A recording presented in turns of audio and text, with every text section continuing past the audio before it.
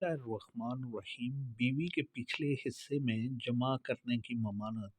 جس طرح حالت حیض میں بیوی سے صحبت حرام ہے، اسی طرح بیوی کے دبر پخانہ کا مقام میں عضو تناسل داخل کرنا بھی حرام ہے۔ نبی اکرم صلی اللہ علیہ وآلہ وسلم نے صراحتا اسے برے فعل سے منع فرمایا ہے۔ حضرت خزیمہ بن ثابت رضی اللہ تعالیٰ عنہ سے ایک لمبی حدیث مروی ہے جس کے آخر میں حضور صلی اللہ علیہ وآلہ وسلم نے فرمایا ہے کہ عورت کے پچھلے حصے میں جمع نہ کرو۔ جو شخص اپنی بیوی کے دبر میں جمع کرتا ہے، اللہ تعالیٰ اس کو نظر کرم سے نہ دیکھیں گے۔ جو لوگ اپنی بیوی کے پچھلے حصے میں جمع کرتے ہیں وہ ملعون ہیں۔ ابو داؤد۔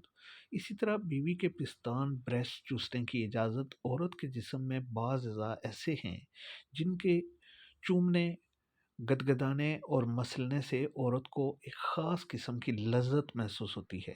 بس اگر کوئی شخص عورت کے پستان بریسٹ چومے یا چوسے تو وہ جائز ہے، مگر پستان منہ میں لینے میں اس کا لحاظ نہایت ضروری ہے کہ عورت کا دودھ منہ میں جا کر حلق میں نہ جائے، کیونکہ یہ مکروہ تحریمی ہے۔